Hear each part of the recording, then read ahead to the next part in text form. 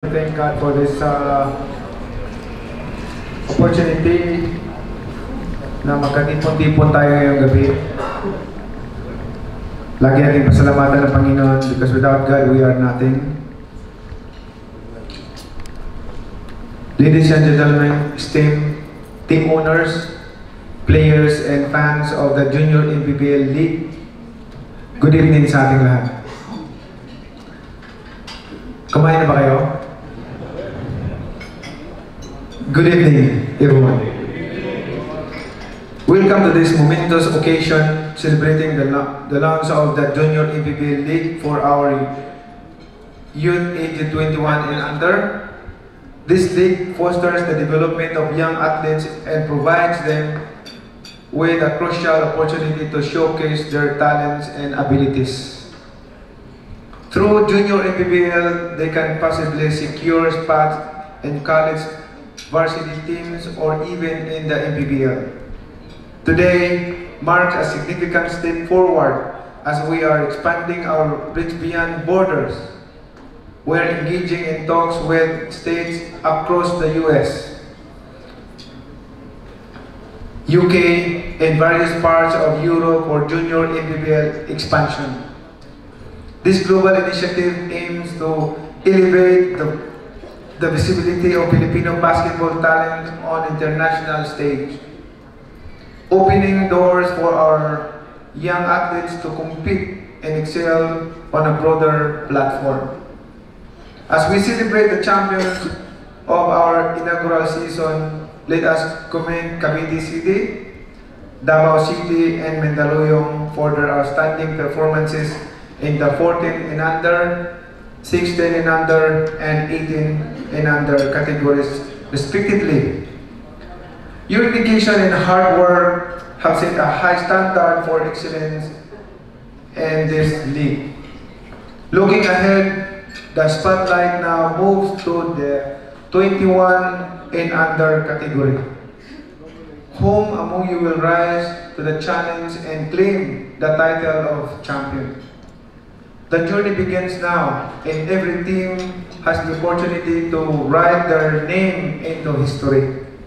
Beyond the excitement of competition and the quest of victory, basketball plays a crucial role in shaping the character of our youth. It instills discipline, teaching important lessons and perseverance, resilience, and teamwork. These qualities extend far beyond the court, preparing our young athletes for the challenges they will face in life. Real champions are defined by their victories and also by their sportsmanship and commitment to excellence. To the team owners and supporters, thank you for your dedication to nurturing the talents of our youth. Your investment and their development today will surely benefit our community and our nation.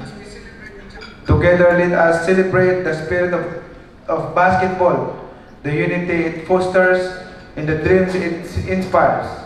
Here's to a successful season ahead, filled with unforgettable moments and remarkable achievements.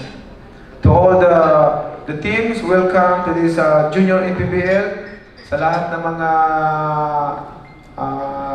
team owners, lahat ng mga fans na sumusuporta sa ating Junior NPBL, maraming salamat po sa inyong walang sawang pagsuporta. Ang hangad ng NPBL ay makatulong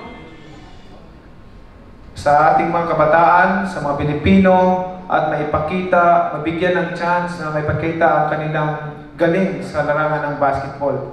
And also to help them to avoid kung ano man yung mga bisyo-bisyo na papasukin, mag-isip na sila because of this NPBL. Kailangan natin ma-train yung mga bata na magkaroon ng disiplina sa sarili, and then umiwas sa mga pinagbabawal na gamot at pinagbabawal na mga bisyo na nakakasira sa katawan. So ito yung paraan ko, because this is my experience when I started boxing at age of 12 years old. lumalaban ako sa taas ng ring, so natuto na ako magdisiplina sa sarili ko. Kaya napupuntulo ng sarili ko na hindi pag-aralan yung mga masasamang bisyo. So itong paraan na to ay malaking bagay para sa ating mga kababayan, sa mga kabataan, sa grassroots level. So thank you for all the support and sponsors, lahat ng mga nag-sponsor. Hindi ko na siguro isa-isa ang mga names, but we really appreciate your support, especially sa lahat ng mga organizers na masipag na nag-iikot, naghahanap ng mga katuwang ng Junior NPBL. Maraming salamat sa inyong lahat, mga team owners. Maraming salamat sa pagtitiwala niyo sa NPBL. God bless you all.